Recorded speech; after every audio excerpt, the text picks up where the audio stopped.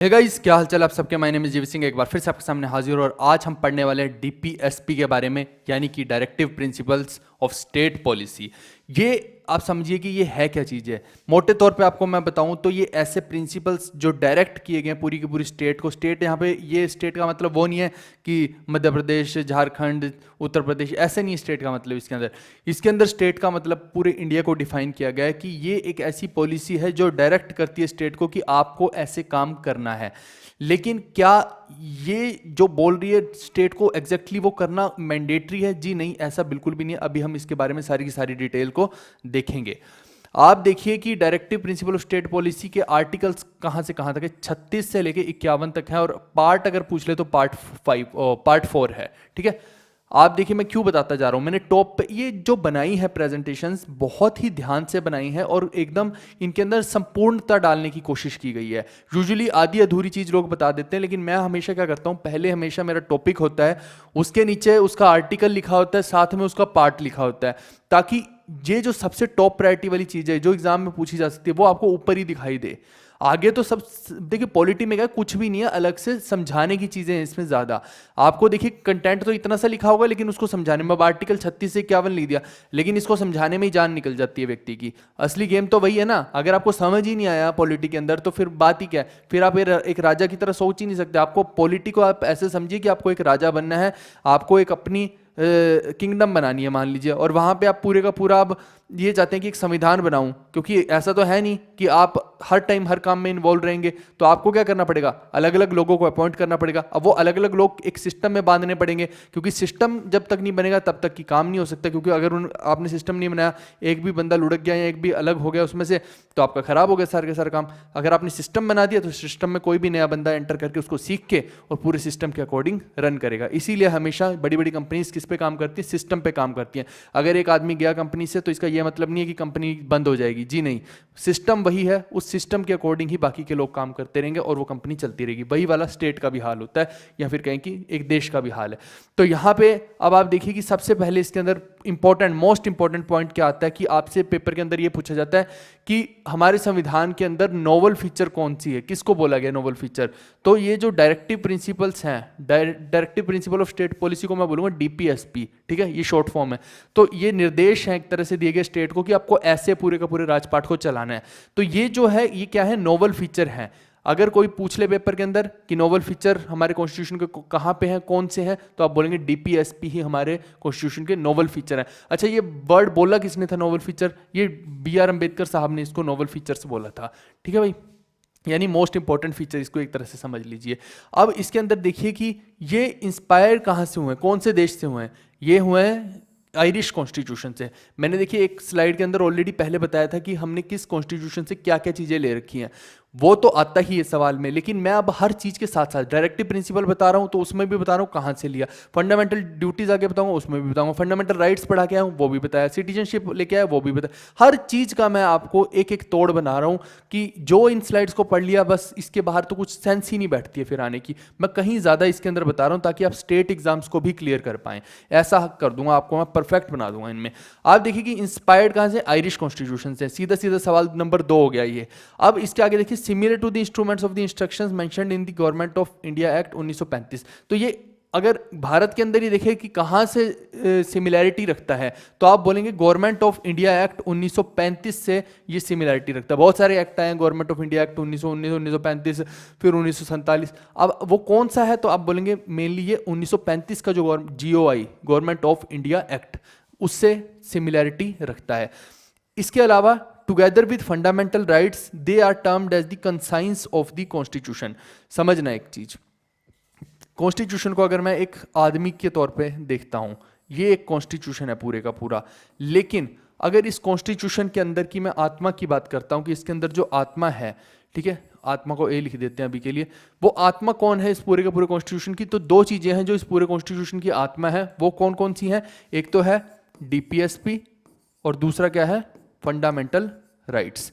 यानी कि ये पूरा ढांचा है, ये है कॉन्स्टिट्यूशन, लेकिन इसके अंदर की जो आत्मा है, कंसाइंस जिसको हम बोलते हैं, रियल थिंग जो है ना, कंसाइंस जो है वो क्या है, डीपीएसपी और फंडामेंटल राइट्स। क्योंकि अगर ये दोनों मिसिंग हो गए तो आप इस देश में रह ही नहीं पाएंगे। आपके फंडामेंटल राइट्स आपके पास नहीं है तो ऐसी की तैसी हो जाएगी आपकी, आप रह ही नहीं पाएंगे, जंगल राज हो जाएगा।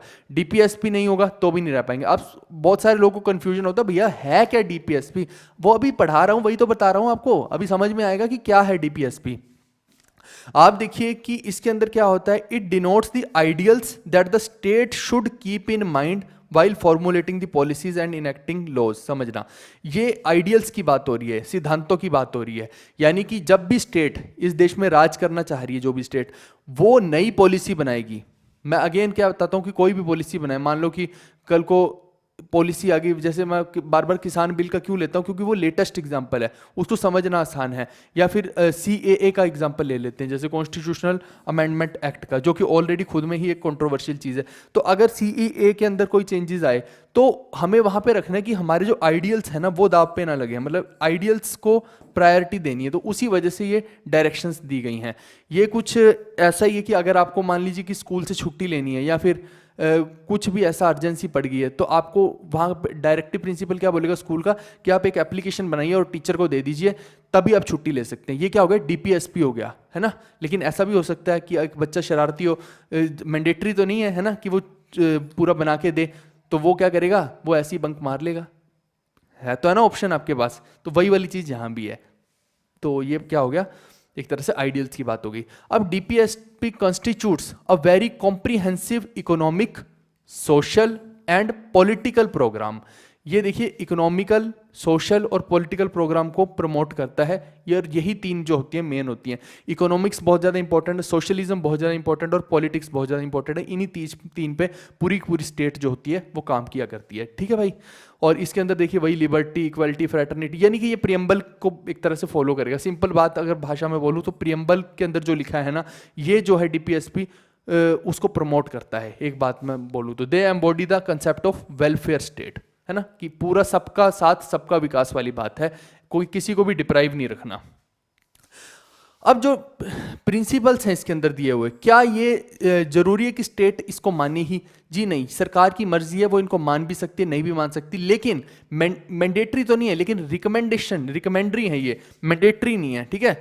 कि रिकमेंड यही किया जाता है कि सरकार इनको फॉलो करते हुए ही चले, ताकि इधर से उधर डेविएट ना करे और लोगों की भावनाओं को ठेस ना पहुंचे, ठीक है। तो ये नॉन जस्टिशिएबल है। जस्टिस का क्या मतलब होता है, न्याय लेना, यानी कि ये न्यायपालिका के अंडर नहीं है। इनको आप ये नहीं है कि अगर गवर्नमेंट ने डायरेक्टिव प्रिंसिपल को फॉलो नहीं किया, कुछ बनाने हुए, पॉलिसी बनाते हुए उसने ये डायरेक्टिव प्रिंसिपल को फॉलो नहीं किया, तो आप उठ के कोर्ट में चले जाएं, सुप्रीम कोर्ट में, कि भैया इन्होंने तो ये डीपीएसपी का हनन कर दिया है। फंडामेंटल राइट्स के लिए आप जा सकते हैं, सिर्फ एक फंडामेंटल राइट जिसको अलग कर दिया गया, लीगल राइट बना दिया गया, राइट टू प्रॉपर्टी को, उसको छोड़ के बाकी के लिए आप जा सकते हैं सुप्रीम कोर्ट में कि मेरे फंडामेंटल राइट का हनन हुआ। लेकिन आप डीपीएसपी के लिए सुप्रीम कोर्ट में नहीं जा सकते। इसका मतलब होता है कि ये गैर न्यायिक हैं, यानी कि नॉन जस्टिशिएबल हैं। एंड वही बताया मैंने, नॉट लीगली एनफोर्स्ड। तो ये गवर्नमेंट की मर्जी है, इसको करे इस्तेमाल या नहीं करे, हम कंपेल नहीं कर सकते गवर्नमेंट को। और nevertheless the constitution article 37 itself says that these principles are fundamental in the governance of the country and it shall be the duty of the state to apply these principles, ठीक है। ये अब ये सब चीज़ें तो मैंने मोटे तौर पे आपको बता ही दी हैं। अब मुद्दे की बात पे आते हैं कि इसके अंदर जो आर्टिकल्स हैं, ठीक है, उनके ऊपर मेन आर्टिकल्स के ऊपर हम नजर डालते हैं, जो एग्जाम के पॉइंट ऑफ व्यू से बहुत इंपॉर्टेंट है। अब पहला आर्टिकल हम नजर डालते हैं, आर्टिकल नंबर 38। मैं हमेशा उन चीज़ों को प्रमोट कर रहा हूँ, उन चीज़ों को बता रहा हूँ जो आपके काम की है, क्योंकि आप ऐसे आर्टिकल पढ़ने लग जाएंगे तो लक्ष्मीकांत की पूरी किताब पढ़नी पड़ेगी अपने को। अब अगर तो आपको यूपीएससी देना है तो बिल्कुल मस्ट है पूरी की पूरी किताब को पढ़ना और रटना। लेकिन आप देखिए वनडे एग्जाम्स दे रहे हैं, स्टेट एग्जाम दे रहे हैं, तो कोई ज़रूरत नहीं है इतना ज़्यादा करने की, कोई मतलब ही नहीं है। हम सीधा उन चीज़ों पे टारगेट करें ना जहाँ से एग्जामिनर पूछेगा। वो लेस इंपॉर्टेंट चीज़ से क्यों पूछेगा, वो मोस्ट इंपॉर्टेंट चीज़ से क्वेश्चंस पूछेगा। तो आर्टिकल 38 क्या बोलता है, ये प्रमोट करता है वेलफेयर ऑफ द पीपल, लोगों के वेलफेयर को ये प्रमोट किया करता है। कैसे करता है, तीन चीजों को मेंटेन करके, तीन चीजों को सिक्योर करके। पहली क्या है, सोशल इक्वालिटी, दूसरा इकोनॉमिक इक्वालिटी, तीसरा है पॉलिटिकल इक्वालिटी। यहां पे देख लेना, इससे आपको याद रहेगा, मैंने हर चीज का ध्यान रखा है कि आपको भूले ना कुछ भी। अब ये जो है कैसे होगा, इसको करने के लिए आपको क्या करना पड़ेगा, मिनिमाइज करनी पड़ेगी inequality in income, status, facility and opportunity. जैसे बहुत अलग अलग सेक्शंस है सोसाइटी के, तो किसी के पास ऐसा नहीं होना चाहिए कि ज़्यादा रिसोर्सेज हैं, किसी के पास कम है, या फिर ऐसा नहीं होना चाहिए कि जो इनकम है एक सेक्शन मतलब मान लो 2 सेक्शन सेम काम कर रहे हैं तो ऐसा नहीं होना चाहिए कि इसकी बहुत कम होगी इसकी बहुत ज़्यादा होगी। एक मिनिमम वेजेस का कंसेप्ट होना चाहिए, है ना। ऐसे करके बहुत सारे इक्वल अपॉर्चुनिटी का, कि आप कहीं जॉब पे जा रहे हैं तो सबको इक्वल अपॉर्चुनिटी होनी चाहिए। ये नहीं कि किसी तरह का उसको ये बोल दिया कि नहीं तो तुम तो इस स्टेट से हो, तुम्हारा नहीं हो सकता, तुम इस गांव से नहीं हो सकता, ऐसा करके नहीं। मतलब एक मेंटेन करना स्टेटस। या फिर कल को कोई आप समझिए, ये तो सोशल की भी बात हुई और इकोनॉमिक्स की बात यही हुई कि वो अगर अपना निचले दर्जे से ऊपरले दर्जे में जाना चाहता है किसी भी तरीके से, तो वो जा पाए, उसके लिए ऐसे रास्ते खोलना। फिर अगर पॉलिटिकल की बात करें तो क्या वो खड़ा हो सकता है, अगर वो बिल्कुल गरीब भी है तब भी वो इलेक्शंस में खड़ा हो सकता है या पॉलिटिक्स में आ सकता है, या फिर वो डिसीजन मेकिंग में किसी तरीके से आ सकता है, या किसी ब्यूरोक्रेसी की पोस्ट को किसी तरह से हासिल कर ले, तो ऐसी अपॉर्चुनिटी भी उसके लिए खोलनी ही चाहिए हैं। ये तरीके हैं जो डीपीएसपी के अंदर आर्टिकल 38 जो कहता है कि इस तरह से आपको प्रमोट करना है 3 चीज़ों को, सोशल इक्वालिटी, इकोनॉमिक इक्वालिटी और पॉलिटिकल इक्वालिटी। बेसिकली किस लिए करनी है ये? वेलफेयर ऑफ पीपल के लिए करनी है। मुद्दे की बात ये है, आर्टिकल 38 यहीं पे कवर होता है। अब इसी के अंदर इसका ही बी पार्ट अगर देखते हैं हम आगे, तो ये है to secure the rights to adequate means of livelihood for all citizen, यानी हर सिटीजन के लिए एटलीस्ट आजीविका होनी चाहिए खाने के लिए, ताकि वो कुछ खा तो पाए, नहीं तो वो कमा ही नहीं पाएगा। तो क्या हम बेगर्स की स्टेट थोड़ी बनाएंगे अपनी? हमें ऐसे लोग बनाने जो कर्मठ हों, कुछ काम तो उनको मिले ना। तो उसके लिए क्या हो, बहुत सारे तरीके होते हैं कि इंडस्ट्रियलाइजेशन को डेवलप किया जा रहा है, टेक्नोलॉजी को डेवलप किया जा रहा है, बहुत सारी चीज़ें हैं ऐसी, है ना। और the equitable distribution of material resources of the community for the common good.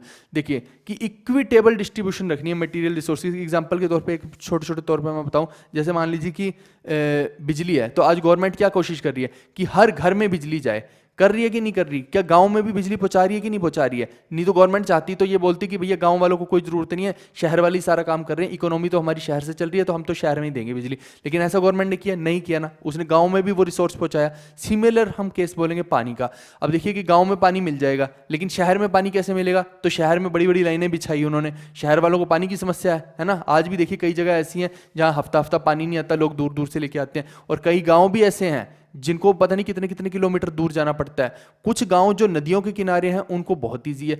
तो अब क्या हुआ कि एक जगह पे रिसोर्स है जहां पे नदियां वगैरह हैं या फिर कुएं हैं, लेकिन दूसरी जगह पे वही डेप्रीवेशन है उस रिसोर्स की, तो उन लोगों तक भी तो ये रिसोर्स को पहुंचाना है ना, क्योंकि ये कॉमन नीड है लोगों की। तो वो क्या किया इन्होंने, ये इसके ऊपर फोकस करता है कि सबके पास ये रिसोर्स पहुंचे ताकि उसका यूटिलाइजेशन हर कोई कर पाए, कोई मोनोपोली नहीं है ये किसी की।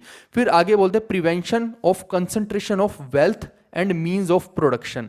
अब ये यहाँ पे क्या है कि आप मान लीजिए कि कल को, जैसे फिर मैं वही एक एग्जांपल उठाता हूँ कि अनाज भंडार है, मान लीजिए खाना है ना, तो अब कोई मोनोपोली कर ले कि नहीं भैया सारे के सारे अनाज पे तो हम ही ताला लगा के बैठे रहेंगे, तो वो क्या हो गया, वो तो उसने क्या किया, एक तरह से सब अपने हाथ में कर लिया ना, कंसंट्रेशन ऑफ प्रोडक्शन कर ली उसने।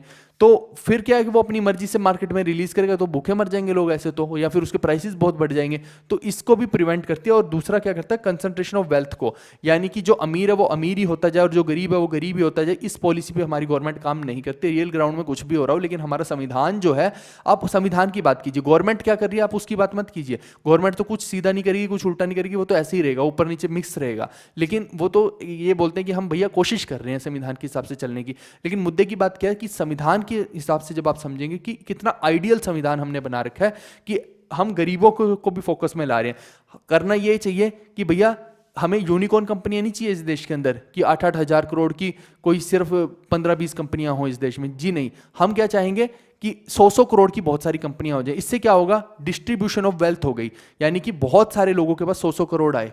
समझना आप इस चीज को, तब हमारी सोसाइटी ज्यादा डेवलप होगी। या फिर चंद 10-20 लोगों के पास 8-8 हज़ार 10-10 हज़ार करोड़ आ जाए, तब हमारी सोसाइटी ज़्यादा सक्सेसफुल मानी जाएगी।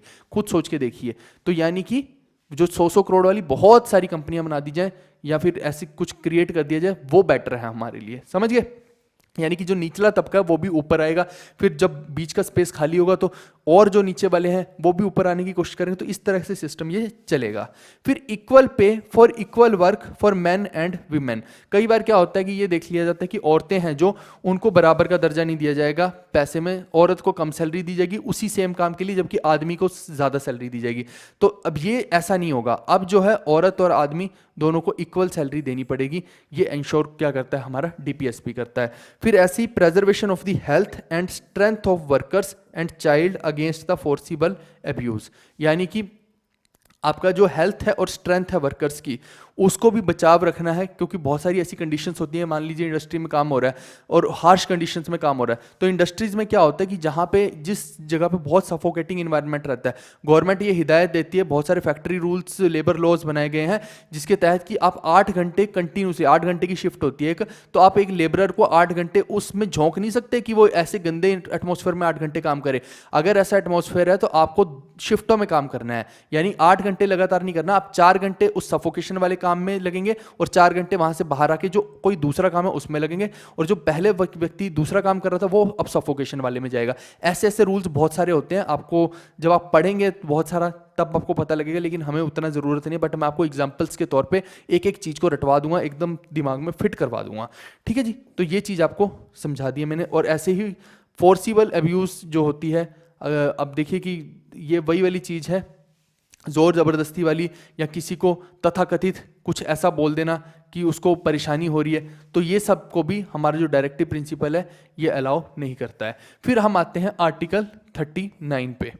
अब जो है अभी तक जो चल रहा था वो कौन सा चल रहा था अपना, यही वाला चल रहा था ना, अच्छा ठीक है, ये अभी तक चल रहा था जो हमारा आर्टिकल 38 चल रहा था, उसका ए पॉइंट भी हमने कवर कर लिया और उसका हमने बी पॉइंट भी कवर कर लिया। ठीक है, ये भी क्या है, आर्टिकल 38 ही है, कंफ्यूज मत करना। अब जो हम आए हैं आर्टिकल 39 पे आए हैं।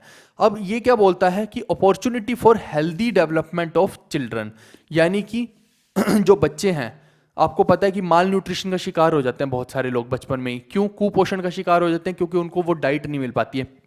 अब मैं आज की भी बात बताता हूँ, बच्चों को छोड़िए, आप अपनी डाइट को चेक कर लीजिएगा। एक इंसान को जो एक सर्टेन लेवल ऑफ प्रोटीन चाहिए ना डाइट में, आप आज भी नहीं खा रहे हो, आप आज भी कार्ब्स मतलब कार्बोहाइड्रेट्स ही ठूस रहे हो अपने अंदर। प्रोटीन की डाइट आज भी आपकी बहुत कम है, इसीलिए बहुत सारी बीमारियां लग जाती हैं बच्चों को और बड़ों को भी लग जाती हैं, है ना। तो आपको हमेशा प्रोटीन की डाइट को बढ़ाना चाहिए और कार्बोहाइड्रेट्स को कम करना चाहिए। वैसा ही बच्चों के साथ भी है। बच्चे क्योंकि बचपन में उनका शरीर जो है विकसित हो रहा होता है, विकास के दौर में होता है, अगर उनकी बॉडी को वो चीज़ें नहीं मिलेंगी तो फिर क्या होगा, हड्डियां कमज़ोर हो जाएंगी या वो अपना डेवलप ही नहीं कर पाएगा, उनका शरीर ग्रोथ नहीं हो पाएगी, कोई ऑर्गन डिफेक्टिव निकल आएगा। इस वजह से उनको क्या है कि एक प्रॉपर मील चाहिए होता है। जैसे कि आप देखिए आज की डेट में गवर्नमेंट ने मिड डे मील स्कीम्स भी चला रखी हैं, तो ये क्या हो गया, एक तरह से हेल्थ डेवलपमेंट ऑफ चिल्ड्रन की बात हो रही है। फिर आगे हम चलते हैं, इसी के अंदर सी पॉइंट पे आते हैं, to promote equal justice and to provide free legal aid to the poor. अब ये देखिए कि आर्टिकल 39 था जो, उसी के अंदर हम बाद में एक अमेंडमेंट होती है 42nd कॉन्स्टिट्यूशनल अमेंडमेंट। अब ये 42nd कॉन्स्टिट्यूशनल अमेंडमेंट आपको पढ़ के एक चीज याद आनी चाहिए कि मैंने आपको बताया था, वो जो सोशलिस्ट सेकुलर इंटीग्रिटी प्रियम्बल के अंदर जो ऐड हुई थी वो भी इसी के तहत हुई थी। होता क्या है, एक जब कॉन्स्टिट्यूशनल अमेंडमेंट की जाती है तो बहुत सारी चीजें लिंक्ड हैं आपस में, तो हम क्या करते हैं, मैंने उस टाइम पे आपको क्या बताया था कि ये जो सब चीज़ें निकल के आ रही हैं, ये सोशलिस्ट बोल रहे हैं हम, सेकुलर बोल रहे हैं, ये कहाँ से निकल के आ रही हैं? ये सब हमारे फंडामेंटल राइट्स से निकल के आ रही हैं और डीपीएसपी से निकल के आ रही हैं। ये दो चीज़ें मैंने आपको बोली थी उस टाइम भी, तो ये वही चीज़ है, ये इसको उसी से रिलेट करना है आपको प्रियम्बल के अंदर, कि वो जो हमने बोला था सोशलिस्ट जो है, सोशलिस्टिक हमारी नेशन है, वो ऑलरेडी कहाँ से निकल के आ रहा है, डीपीएसपी से निकल के आ रहा है। तो इसका कोरिलेशन फिर वहीं जाके आपको देखने को मिलता है। अब वो कैसे निकल रहा है आप समझना, सोशलिस्टिक कैसे हुआ, देखिए, equal justice and to provide free legal aid to the poor. अगर हम सोशल नहीं होते, सोशलिस्टिक नहीं होते, तो क्या हम गरीब लोगों को फ्री लीगल एड यानी कि कानूनी सहायता, लीगल एड की बात कर रहा हूं, उनके लिए फ्री कानूनी सहायता प्रोवाइड करते? जी नहीं। उनको इक्वल जस्टिस देते, प्रमोट करते उनके लिए? जी नहीं। तो इसीलिए हमने बोला कि हमारा देश सोशलिस्टिक भी है, ठीक है। और ये कहां से निकल के आ रहा है, 42nd कॉन्स्टिट्यूशनल अमेंडमेंट ऑफ 1976 से निकल के आ रहा है। फिर आता है आगे article 41, to secure the rights to work, to education and to public assistance in cases of unemployment, old age, sickness and disablement. अब इसका मोटा मुद्दा मैं बताता हूँ। देखिए, लिखा तो बहुत कुछ होता है लेकिन इसका क्रक्स बताना ही मेरा काम है ना। अब देखिए, हो क्या रहा है, आपका कौन से राइट को प्रिजर्व करने की, सिक्योर करने की कोशिश कर रहा है, वर्क के, एजुकेशन के और पब्लिक असिस्टेंस के। यानी आपको काम मिले, आपको एजुकेशन मिले और आपको गवर्नमेंट की पब्लिक जो असिस्टेंस है, सहायता मिले। ये तीन चीजें हैं। अब किन किन के लिए हैं, जैसे अनएम्प्लॉयड हो तो अनएम्प्लॉयमेंट के केस में आपको क्या मिले, वर्क मिले। कैसे? जैसे मान लीजिए कि अनएम्प्लॉयड है कोई, तो आज भी गवर्नमेंट नरेगा वगैरह की स्कीम्स चलाती है, तो आपको एश्योर्ड 100 डेज का वर्क देती है, उसमें कुछ पर्टिकुलर इनकम देती है, ताकि आप किसी भी हमारा देश क्या बोलता है, हम आपको काम देंगे, चाहे छोटा मोटा काम दें, उसमें क्या है कि डेवलपमेंट नहीं है उस काम में। आपको डेवलपमेंट वाला काम चाहिए तो फिर तो भैया रगड़ के मेहनत करो, एक नौकरी लो, या फिर अपना कोई एंटरप्रेन्योरशिप में जाओ, बड़ा एम्पायर खड़ा करो, बिजनेस करो। यही 2-3 चीजें हैं। या फिर गवर्नमेंट के ऊपर ही डिपेंड हो जाओगे, एक बोझ बनोगे, लाइबिलिटी बनोगे, तो फिर क्या है, वो 100 दिन का एक काम दे देंगे जिससे कि आप अपना पेट भर पाएं, आपको भीख ना मांगनी पड़े, फिर आप ऐसे व्यक्ति बन जाएंगे। बट हमेशा अपने आपको डेवलपमेंट के फेज में लेके जाना चाहिए। पहला ये हो गया। दूसरा, ओल्ड एज में या फिर मान लीजिए अनएम्प्लॉयड ही हैं, तो इनको एजुकेशन चाहिए, तो फिर एजुकेशन के लिए भी गवर्नमेंट प्रोवाइड करती है। अब इसमें भी अलग अलग तरह की एजुकेशन है। मान लीजिए स्किल बेस्ड है, जैसे आईटीआई की जॉब्स हैं, वो क्या है, वहाँ पे स्किल सिखाई जाती है अलग अलग। किसी को कारपेंटरी सिखाई जाती है, मैंने तो खुद सीख रखी है यार, हमारे कॉलेज में ये भी सिखाया था। मेरे को बताओ, वो आरी लेके मैं काट रहा था लकड़ी, और लकड़ी काट काट के हमने वो कभी टी वाले जॉइंट बनाने थे, कभी कुछ। मेरे को ऐसा लग रहा था मैं सोफ़ा यहीं पे बना दूंगा अपने घर का। घर आके मैंने कोशिश भी बहुत की, हमारे सोफ़े की टांग टूट रखी थी, मैंने जोड़ने की बहुत कोशिश की, दूसरी टांग भी टूट गई। तो वही है कि अब स्किल होती है ना तो हम तो इंजीनियर ठहरे, तो हम लोग अपना दिमाग लगाने लग गए थे उसके अंदर, इसीलिए बेचारी दूसरी टांग भी चली गई काम से। तो वही वाली चीज़ है, ठीक है। लेकिन जो आईटीआई में होते हैं, तो कोई कारपेंट्री की जॉब कर रहा है तो उसको उसी के अंदर टेक्निकली बहुत ज़्यादा स्ट्रॉन्ग किया जाता है। कोई आयरन वाला कर रहा है, वेल्डिंग का कर रहा है, उसको उसी में स्ट्रॉन्ग किया जाता है। फिर ऐसे ही अब देखिए कि कोई सिक या डिसेबल्ड पर्सन है, तो उसके लिए हम क्या करते हैं, सिक या डिसेबल्ड पर्सन के लिए क्या है, आप देखिए आज की डेट में पीडब्ल्यूडी कोटा होता है हर गवर्नमेंट एग्जाम में। अब मान लो एसएससी का एग्जाम दे रही हो या रेलवे का दे रही हो, वहाँ पे हैंडीकैप्ड के लिए कोटा रहता है, ठीक है। तो वो कोई बंदा डिसेबल्ड है या सिक है, तो उसको प्रोवाइड कर रही है ना गवर्नमेंट अपॉर्चुनिटी, है ना, वर्क की या फिर जॉब की। फिर ऐसे ही ओल्ड एज के लिए देखिए, हम अभी पेंशन्स देते हैं, तो क्या वो पब्लिक असिस्टेंस नहीं है एक तरह से ओल्ड एज के लिए, या फिर ऐसी पब्लिक असिस्टेंस कोई सिक बंदा है या फिर डिसेबल्ड है उसको दिया जाए। तो इस तरह से गवर्नमेंट इसमें भी काम कर रही है। ये क्या हो गया, किसके अंदर आ गया, ये आर्टिकल 41 के अंदर आ गया कि ये आपके तीनों राइट्स को सिक्योर करने की कोशिश की जाती है डीपीएसपी से। ये निर्देश है सरकार को कि भैया आप ऐसे ऐसे इन लोगों की हेल्प कीजिए। अब देखिए आगे आर्टिकल 42 आता है। 42 नंबर आर्टिकल क्या बोलता है, to make provisions for just and human conditions for work and maternity relief. समझना, अब जैसे औरतें हैं, आपको पता है कि लेडीज़ को एक ऐसा टाइम आता है कि जब इनको कंसीव करना पड़ेगा। अब अगर कंसीव करना पड़ेगा भाई, तो क्या वो उस ड्यूरेशन में ऑफिस में जा पाएगी, नहीं जा पाएगी। यही वजह होती है कि कुछ कंपनीज ऐसी होती है जो लेडीज़ को लेना प्रमोट ही नहीं करती हैं। वो बोलती हैं कि हम लेडीज़ को नहीं लेंगे, क्योंकि कल को क्या होगा, 6 महीने वो लेडी आएगी नहीं वहाँ पे, 6 महीने की इनको सैलरी देनी पड़ेगी, और ऊपर से अलग से जो और कोई बेनिफिट होंगे वो देने पड़ेंगे, फिर बाद में इंक्रीमेंट्स भी होंगे जो वो अलग से देने पड़ेंगे। तो उनको ऐसा लगता है कि ये हमारी ऑर्गेनाइजेशन के लिए लॉस है, लेकिन ऐसा नहीं है। गवर्नमेंट इसको पहले तो सिक्योर करती है कि भैया ये डायरेक्टिव प्रिंसिपल है हमारे संविधान के अंदर कि कोई भी कंपनी ऐसा नहीं कर सकती या कोई भी ऑर्गेनाइजेशन ऐसा नहीं कर सकती, चाहे वो गवर्नमेंट एडेड ऑर्गेनाइजेशन हो चाहे फिर वो प्राइवेट ऑर्गेनाइजेशन हो। उसको क्या करना पड़ेगा, एक रूल्स है मैटरनिटी रिलीफ के रूल की, कम से कम 6 महीने की जैसे छुट्टी है लेडीज़ को वो देनी ही पड़ेगी, और 6 महीने की विद सैलरी छुट्टी होती है। छुट्टी के ड्यूरेशन में आपको सैलरी आपकी 6 महीने की मिलती है। ऐसा नहीं है कि कोई कंपनी बोल दे कि निकल जाओ हम सैलरी नहीं देंगे या फिर तुम्हारी जॉब छीन ले इस वजह से, ऐसा कभी नहीं होता है। आप किसी भी कंपनी में जाके देखिए, ये रूल है, ठीक है भाई। और उनके लिए एक परफेक्ट एक ऐसा इन्वायरमेंट बनाना जिसमें वो काम कर पाए विमेन, ऐसे नहीं कि उनको हार्श कंडीशंस में काम करवाया जा रहा है जो उनकी बॉडी अलाउ नहीं कर रही। फिर ऐसी आर्टिकल 43 आता है, to take steps to secure the participation of workers in the management of industries. अब ये जो है मैंने क्या बोला, 42nd कॉन्स्टिट्यूशनल अमेंडमेंट, अभी मैं आपको समझा के आ रहा हूँ। ये देखिए यहाँ देखो 42nd कॉन्स्टिट्यूशनल अमेंडमेंट, इसी का लेना देना वहाँ से था प्रियम्बल से। अब इसी के अंदर एक और चीज़ हो रही है, देखिए कि गरीबों को कानूनी सहायता तो दे ही रहे हैं, साथ में कानूनी सहायता के एक और काम कर रहे हैं कि जो वर्कर्स हैं किसी भी ऑर्गेनाइजेशन के, उनकी पार्टिसिपेशन बढ़ाई जा रही है। एक फैक्ट्री या इंडस्ट्री है, उसके वर्कर्स की पार्टिसिपेशन किस में बढ़ाई जा रही है, मैनेजमेंट के अंदर बढ़ाई जा रही है, ठीक है, कि उनको भी इन्वॉल्व किया जाए, उनकी भी दिक्कतों को सुना जाए, ये नहीं कि अपनी मर्जी से कुछ भी करते रहें। ये भी किसके अंदर आ रहा है, 42nd कॉन्स्टिट्यूशनल अमेंडमेंट के अंदर ही आ रहा है। मैं बता रहा हूँ अमेंडमेंट्स को हम बाद में भी पढ़ेंगे, लेकिन यहाँ पे जो मैं समझा रहा हूँ ना आपको, ऐसी चीज़ मैं वहाँ पे नहीं समझा पाऊंगा, क्योंकि ये कोरिलेशन अब यहीं पे निकल के आ रहा है। अगर मैं अलग से एक चैप्टर बना के इसका बताऊंगा जो कि बाद में, तो वहाँ पे मैं ये सब नहीं पढ़ाऊंगा कि डीपीएसपी में हमने ऐसे किया, उसमें ऐसे किया, फंडामेंटल राइट्स में ऐसे किया, वो मैं यहीं पे पढ़ा रहा हूँ। बाद में इनका एक लिस्ट बना के वो बता दूंगा कि ये इंपॉर्टेंट है, ये याद कर लो, एग्जाम में आ सकती हैं, सिंपल सी बात है। लेकिन पढ़ा मैं सब कुछ यहीं रहा हूँ जो इंपॉर्टेंट है बहुत ज़्यादा। फिर ऐसे ही मैं आर्टिकल 40 की बात करता हूँ, इसमें है to organise village panchayat and endow them to necessary powers and authority to enable them to function. अब देखो, क्योंकि आप देखिए कि जो विलेज पंचायत है ये क्या है, ये किसका फॉर्म है, एक सेल्फ गवर्नमेंट का फॉर्म है। सेल्फ गवर्नमेंट एक छोटे लेवल की है ना, एक यूनिट है सेल्फ गवर्नमेंट की ये। अब इसके अंदर क्या है, लॉर्ड रिपन ने इसको शुरू किया था, I think father of local government जो है ना, लॉर्ड रिपन थे। तो यहाँ पे क्या है कि ये आर्टिकल 40 बोलता है कि इनको एक नेसेसरी पावर दी जाए और अथॉरिटी दी जाए किनको, पंचायत्स को। पंचायत में जैसे आपको मान लो कि छोटे मोटे मैटर हैं गांव के, ये बीच में सरपंच बैठा है, ये लोग आके इसका कोई भी मैटर है, ज़मीनी विवाद है, कुछ भी आपस में फैमिली इश्यूज़ हैं, छोटे मोटे इश्यूज़ हैं, तो उसको ये पंचायत में ही सोल्व करते हैं, मेनली जो विलेज के अंदर होते हैं लोग। तो फिर ये बोलते हैं कि भैया इनको नेसेसरी पावर दी जाए ताकि ये मैटर जो है यहीं पर सॉल्व हो जाए, अननेसेसरी का, क्योंकि गाँव के लोग इतने पढ़े लिखे नहीं कि अब वो जा के कोर्ट में बैठ जाएँ। जो छोटे मोटे मसले हैं और ऊपर से कोर्ट के मसले इतने लंबे होते हैं कि पंचायत का मसला होता है वो जो 10 मिनट में काम हो जाएगा, कोर्ट में हो सकता है 10 साल लग जाए। तो वो सब इसीलिए इसको जो है लोकल सेल्फ गवर्नमेंट को भी प्रमोट करता है आर्टिकल 40। फिर आर्टिकल 43 जो है ये प्रमोट करता है कॉटेज इंडस्ट्रीज एंड, अब ये कॉटेज इंडस्ट्री होती क्या है, ये उन इंडस्ट्रीज को बोलते हैं जो एक छोटे स्केल की इंडस्ट्रीज होती हैं। मतलब एक तो हो गया बहुत ही बड़े एम्पायर होना, एक हो गया छोटी एक इंडस्ट्री होना, है ना। तो वो छोटी इंडस्ट्री के अंदर भी या तो वो किसी व्यक्ति की इंडस्ट्री हो, ठीक है, एक इंडिविजुअल की इंडस्ट्री हो, या फिर वो किसी कोऑपरेटिव सोसाइटी के थ्रू या किसी कॉर्पोरेशन के थ्रू एक रूरल एरिया के अंदर इंडस्ट्री हो, ठीक है भाई।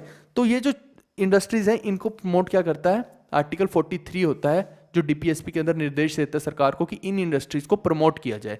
फिर सरकार को निर्देश है आर्टिकल 47 में कि भैया आप लोगों को प्रोहिबिट करना है consumption of intoxicating drinks and drugs which are injurious to health. अब जब हम मान लीजिए सपोज कीजिए कोई व्यक्ति पंजाब साइड में देखे तो वहाँ सरहद पार से, सरहद पार क्या मतलब है ना, अपना ही पड़ोसी मुल्क है जो, वहाँ पे देखिए अफीम वगैरह जो है ये नॉर्मल है, इसकी खेती वगैरह नॉर्मल है। तो वहाँ से क्या होता है कि वो लोग इधर भेजते रहते हैं, अब वो उगा रहे हैं तो कहीं तो भेजेंगे ना उसको, तो वो उगा के यहाँ पे भेजते हैं। तो आधे पंजाब को तो उन्होंने इस चक्कर में घसीट रखा है, कितने सारे लोग को उन्होंने अफीमची बना दिया है, ठीक है, अफीम का नशा देने लग गए। फिर ऐसे देखिए कि चिट्टा जो होता है, सफ़ेद पाउडर होता है जिसको वो लोग सूंघते हैं। तो ये सब चीज़ें जो हैं अगर यूसेज में आ रही हैं तो इनका जो है कंप्लीटली, ये देखिए ये सब चीज़ें हैं, ड्रिंक होगी, सिगरेट होगी, सिगरेट के ऊपर भी लिखा होता है इंजूरियस टू हेल्थ, तो इसको कभी भी प्रमोट नहीं करते, बट बंद भी नहीं कर सकते हैं क्योंकि इनसे जो गवर्नमेंट को रेवेन्यू होता है ना वो बहुत तगड़े वाला रेवेन्यू होता है। फिर ये जो प्लांट लिखा हुआ है, प्लांट जैसे कि मैंने बताया ना आपको कि अफीम बनती है, अफीम कहाँ से बनती है, ओपियम कहाँ से बनती है, वो एक प्लांट से बनती है। प्लांट के अंदर ही इसके ऊपर लगते हैं बड़े बड़े डोडे से होते हैं, है ना, उनका जो दूध होता है उससे अफीम बनती है। फिर इसी से बहुत कुछ, खसखस भी इसी से बनती है, जो आप खसखस नॉर्मली अपनी फैमिली में खाते हैं, जो पिन्नियाँ सी बनाते हैं ना हम लड्डू बनाते हैं सर्दियों में, उसमें खसखस डलती है, वो भी अफीम के उससे पौधे से ही बनती है, लेकिन वो हेल्दी होती है आपके लिए। और ऐसे ही आप देखिए जो इसके लीव्स होते हैं अफीम के, इन्हीं को पीस पीस के पोस्ट बन जाती है ना। आप सोच रहे होंगे भाई इसका व्यापार तगड़ा है यार, भाई अपना व्यापार नहीं है, बस हमें पता है इन चीज़ों के बारे में। तो जैसे आप मान लीजिए कि एसएससी का एग्जाम दे रहे हैं तो आप एनसीबी में जाएंगे, नेशनल नारकोटिक्स कंट्रोल ब्यूरो में, तो आपका यही काम होगा कि इन्हीं चीज़ों को लिमिटेशन में लेके आया जाए। जो इलीगली, मान लीजिए गाँव के एरिया में जाएंगे तो इलीगली कई बार लोग क्या है भांग की, अफीम की, इनकी खेती करना शुरू कर देते, जबकि ये इलीगल है, लीगली आप ऐसे नहीं कर सकते हैं।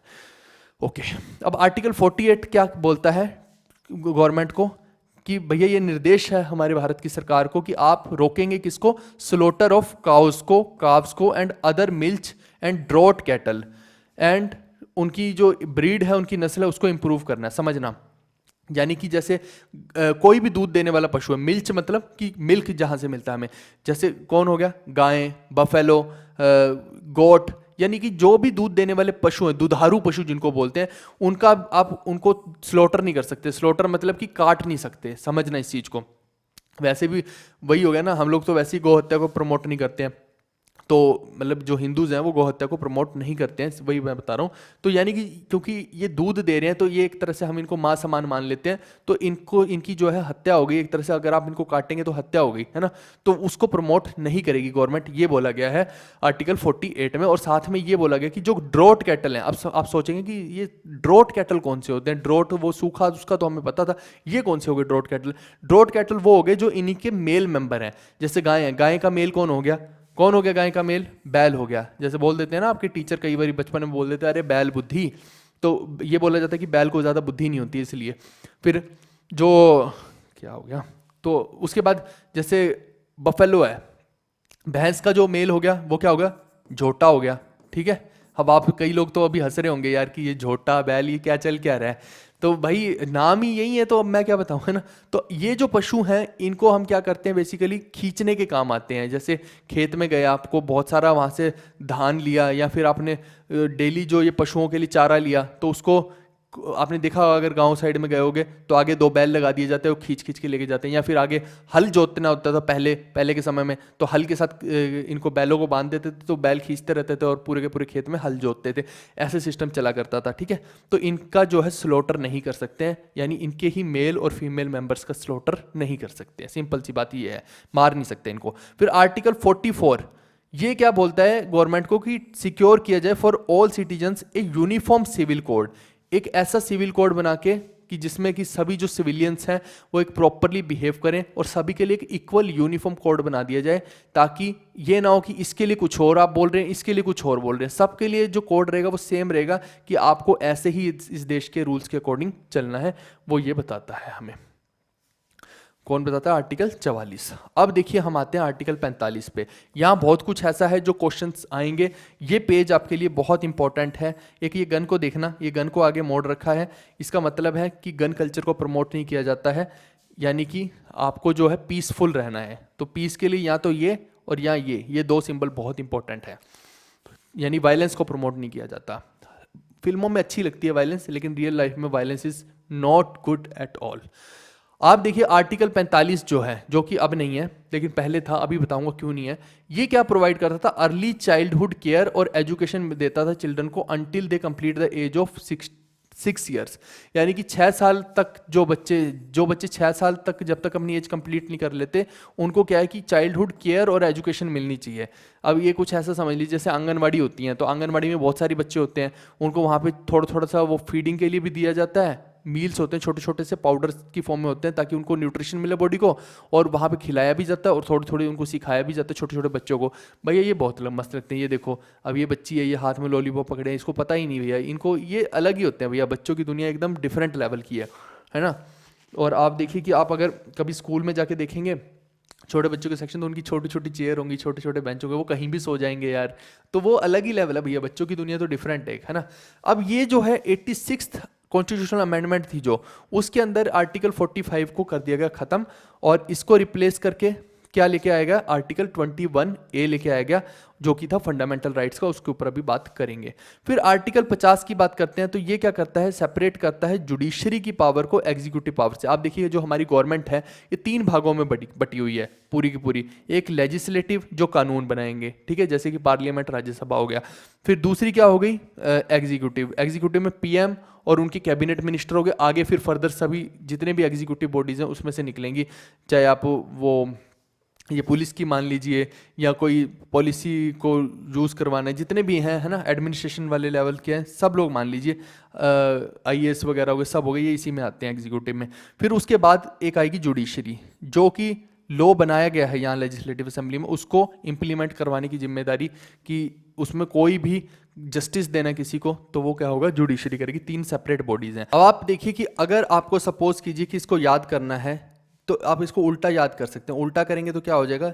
जल से कैसे याद रखते हो? जेल पेन, ठीक है। तो ये जुडिशरी होगी, ये एग्जीक्यूटिव होगी और ये लेजिस्लेटिव होगी, लेकिन ये याद रखना कि सबसे टॉप प्रायोरिटी पे लेजिस्लेटिव रहेगी।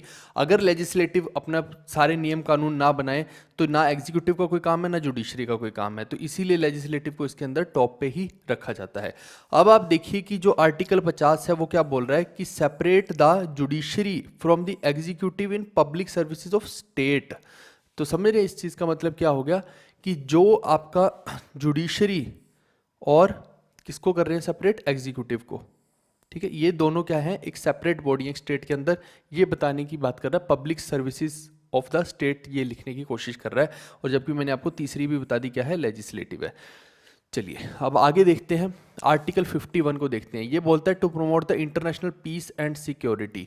सबसे पहले तो कि आपके देश के आसपास जितने देश हैं उनके साथ हमें एक पीसफुल एनवायरनमेंट बना के रखना है, अच्छे रिलेशन बना के रखने हैं, और हमारे ऊपर कोई हमला भी ना करे उसकी तैयारी पूरी बंदोबस्त करके रखने हैं। तो उसके लिए देखिए कि अपने को क्या करना पड़ेगा। पहले बात तो ये कि पीस मेंटेन करेंगे, लेकिन दूसरा क्या है, बहुत सारी एजेंसीज होती हैं या फिर मिलिट्री के थ्रू सिक्योरिटी वाली चीज़ें सारे बंदोबस्त करके रखो।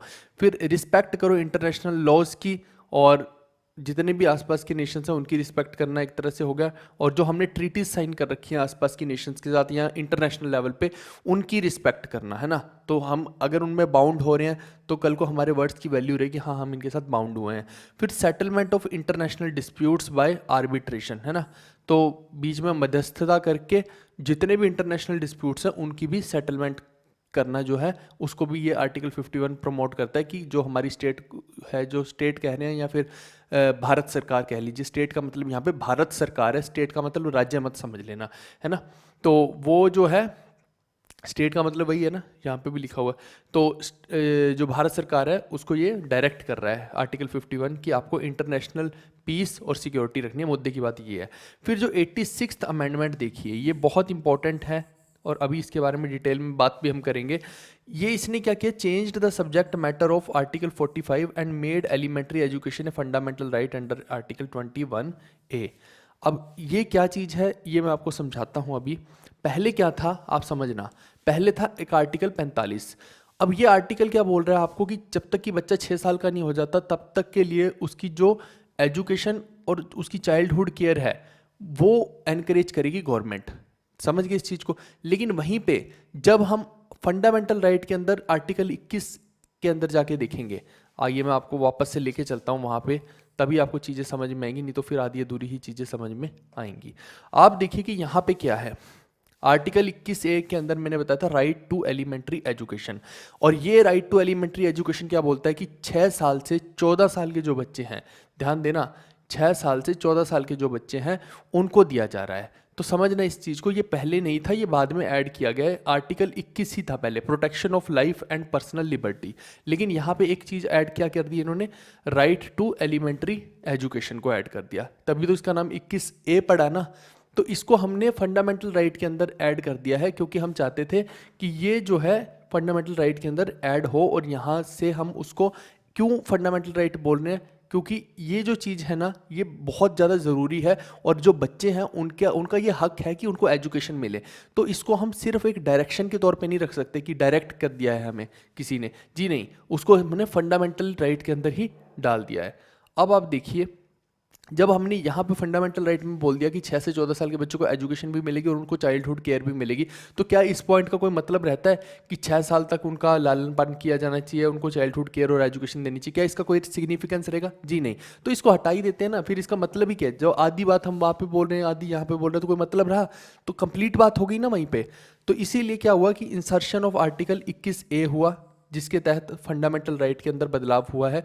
21 आर्टिकल के अंदर जो प्रोटेक्शन ऑफ लाइफ था उसके बाद 21A को ऐड कर दिया गया है, और ऐसे ही रिप्लेस किया गया है आर्टिकल 45 को, किससे?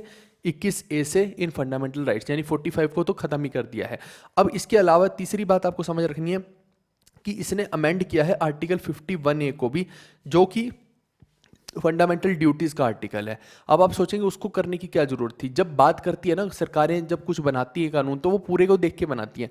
तो इन्होंने बोला कि सिर्फ हम फंडामेंटल राइट में क्यों इसको करें, आप फंडामेंटल ड्यूटी भी बनाइए ना, कि पेरेंट्स की जो फंडामेंटल ड्यूटी है कि अपने बच्चों को एजुकेशन दे, एलिमेंट्री एजुकेशन तो दें कम से कम। तो इन्होंने बोला कि माँ बाप जितने भी है भैया, तुम लोग 51A आर्टिकल के तहत तुम्हारी फंडामेंटल ड्यूटी कि 6 से 14 साल की एज के बच्चे को आप एजुकेट करेंगे। आप खुद नहीं कर सकते, सरकारी स्कूल में भेजिए, लेकिन एजुकेट ज़रूर करेंगे। तो ये तीसरी चीज़ एक यहाँ पे निकल के आती है 86th अमेंडमेंट एक्ट के अंदर। ये तीनों चीज़ें आपको ध्यान रखनी है, इसीलिए यहाँ पे भी मैंने लिख दिया, ताकि बाद में इन्हीं क्लासेस के पूरे क्लास नोट्स आपके पास एज इट इज़ आ जाएंगे, तो आपको याद कुछ भी नोट्स बनाने की तो आवश्यकता रहती ही नहीं है। यही तो फ़ायदा हमारी क्लासेस का। आइए अब हम आर्टिकल 43 बी की बात करते हैं। जब आर्टिकल 43 बी बोलते हैं हम, तो इसके सीधा सीधा रेलिवेंस हो जाता है 97th अमेंडमेंट एक्ट ऑफ 2011 से। अब देखिए 97th अमेंडमेंट के साथ हुआ क्या, इसने क्या किया, एक नया डायरेक्टिव प्रिंसिपल ऐड कर दिया जो कि रिलेशन था उसका कोऑपरेटिव सोसाइटीज के साथ। और ये क्या बोलता है कि it requires the state to promote voluntary formation, autonomous functioning and democratic control and professional management of cooperative societies. ये सीधा सीधा एग्जाम के अंदर बहुत बार क्वेश्चन भी पूछा गया है। आप याद कर लीजिए कि जो कोऑपरेटिव सोसाइटीज हैं इसको मतलब प्रमोट करना है, ये कहाँ पे है ऐड किया गया है, तो आर्टिकल 43 बी के अंदर इसको ऐड किया गया है। किस अमेंडमेंट के थ्रू ऐड किया गया है, इसको 97th कॉन्स्टिट्यूशनल अमेंडमेंट 2011 के तहत ऐड किया गया है। और इसके तहत ही ये अब देखिए 97th कॉन्स्टिट्यूशनल अमेंडमेंट के तहत ही क्या हुआ है, आप समझना जरा।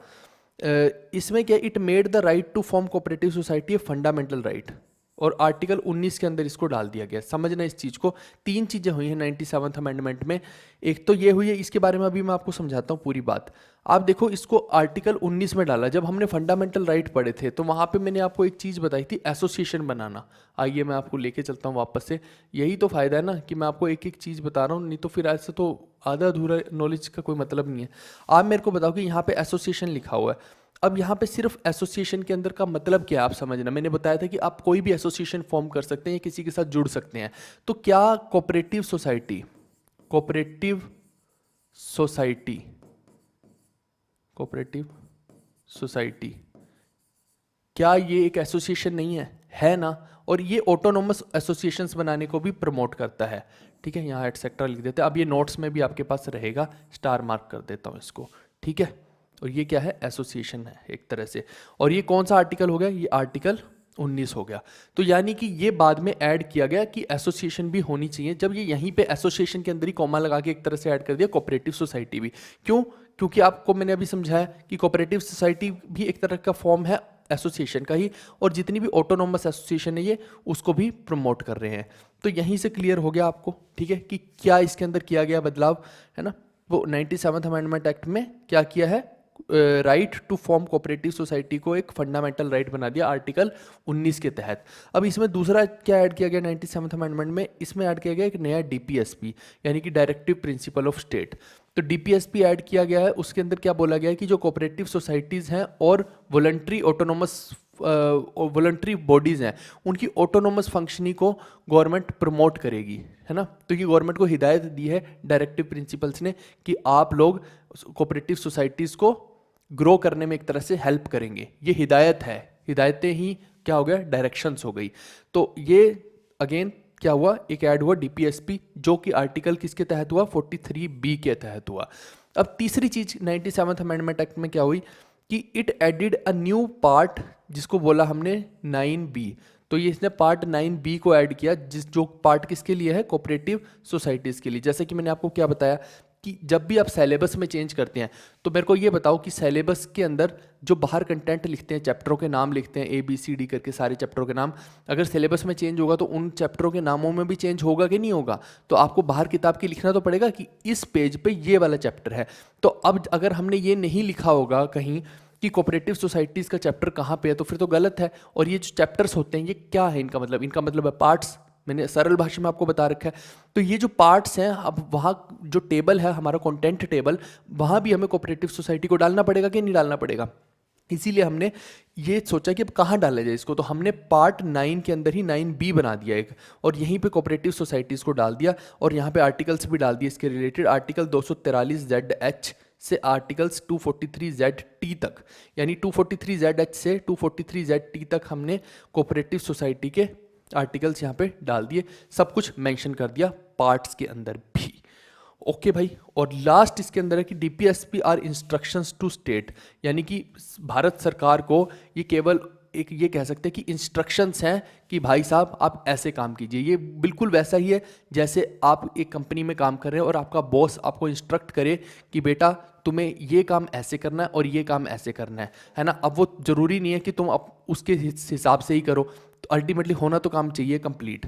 तो हो सकता है आप अपना दिमाग लगा के उसको दूसरे तरीके से भी कर दें, लेकिन काम कंप्लीट कर दें, है ना। लेकिन बॉस ने आपको डायरेक्शंस दे रखी थी कि ये ऐसे होना चाहिए, मतलब उसका जो रियल चीज़ है ना, रियल इसेंस है काम की, वो नहीं डिस्टर्ब होनी चाहिए, अल्टीमेटली काम हो जाना चाहिए। पर तो वही वाली चीज़ है कि वो जो काम है वो हो जाना चाहिए, और बट डायरेक्टिव प्रिंसिपल्स एक तरह से हिदायतें हैं कि भैया इस तरह से इस काम को एग्जीक्यूट आप कीजिए। आई थिंक ये ख़त्म ही हो गया, ठीक है। तो ये था हमारा कंप्लीट जो आप देख रहे हैं डीपीएसपी के बारे में। आई होप कि आपको एक एक चीज़ मैंने बहुत ज़्यादा बारीकी में और डिटेल में समझाई है।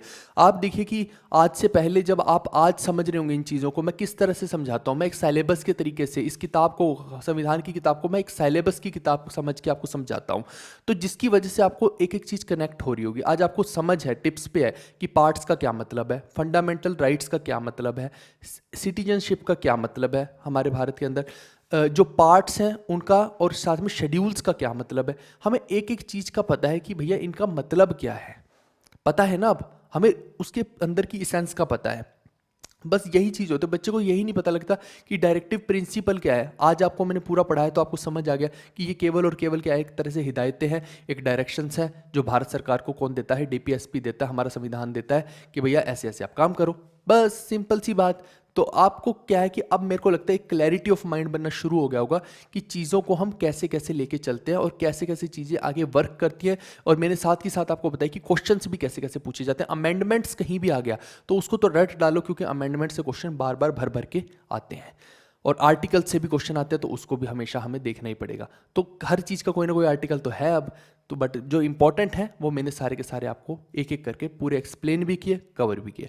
अब एक छोटा सा फेवर आपसे चाहिए, अगर आपको सच में जेन्युइन लग रहा है ना कि हाँ हमारे कंटेंट में वो दम है कि मार्केट में किसी को भी हिला के रख सकता है ये कंटेंट, आपको लगता है कि सच में हमने वो लेवल की क्रिएशन करके दिखाई है, पहली बार ऐसा मार्केट में हुआ है कि कोई ऐसी सॉलिड चीज़ जीएस के लिए आई है, तो आप एक काम करना बस कि जो हमारी ऐप है ना, प्ले स्टोर पर जाना, अपनी ऐप को सर्च करना जीवी कक्षा के नाम से, और वहाँ पे जाके उसको 5 तारा 5 स्टार रेटिंग मुझे तुम्हारी चाहिए, और साथ में एक पॉजिटिव फीडबैक चाहिए, ताकि हर बच्चे को पता लगे कि भैया यहाँ पे हम जो कर रहे हैं ना, हा हा ही नहीं कर रहे, बहुत सारा पढ़ाई का काम कर रहे हैं और कुछ बड़ा बदलाव हम करके दिखाएंगे। चलिए ठीक है, नेक्स्ट वीडियो में मिलते हैं। Bye bye, take care, see you, love you all.